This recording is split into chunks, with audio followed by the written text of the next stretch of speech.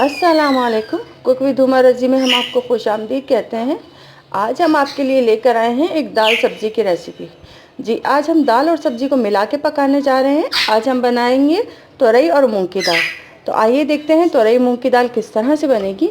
इसके लिए मैंने लिया है 2 कप मैंने इसमें तुरई ली है, 1 कप के करीब मैंने इसमें मूंग की दाल ली है, जिसको मैंने 10 से 15 मिनट तक के लिए भिगो दिया था। अच्छा, मसाले जाएंगे इसमें, नमक हस्बे जायका जाएगा, 1 चाय का चम्मच जाएगा इसमें हल्दी, 1 खाने का चम्मच इसमें जाएगा सफ़ेद ज़ीरा और कुटी हुई काली मिर्च है तकरीबन 1 से 1.5 चाय का चम्मच। 1 खाने का चम्मच इसमें जाएगी कटी हुई हरी मिर्च। आप अपने टेस्ट के हिसाब से देख लीजिए कितना आपको स्पाइसी पसंद है उतना डालें। 1 खाने का चम्मच जाएगा इसमें हरा धनिया, आधा खाने का चम्मच जाएगा इसमें लहसुन, आधा खाने का चम्मच जाएगा इसमें अदरक और 1 से 1.5 खाने का चम्मच इसमें ऑयल का जाएगा भगार के लिए। तो ये थी हमारी टोटल चीज़ें। अब हम अपनी कुकिंग स्टार्ट करते हैं और आपको दिखाते हैं। ये स्टार्ट करते हैं। सबसे पहले हम 3 गिलास पानी में अपनी दाल डालेंगे और उसको हम उबाल लेंगे। डालते हैं दाल को इसमें शामिल कर रहे हैं। बिस्मिल्लाहिर्रहमानिर्रहीम। असल में आज मेरा गला बहुत ज़्यादा ख़राब हो रहा है, जिसकी वजह से टेम्परेचर भी हो चुका है। अच्छा जी, दाल के साथ हम डालेंगे हल्दी।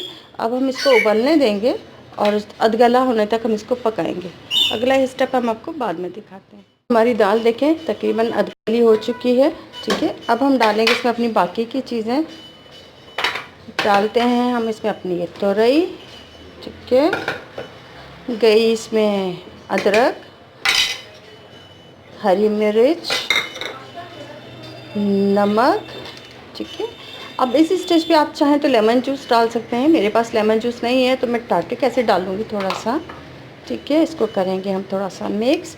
अब इसको तुरई के गलने तक इसको दम पे रखेंगे। तुरई तो जल्दी गल जाती है, ठीक है।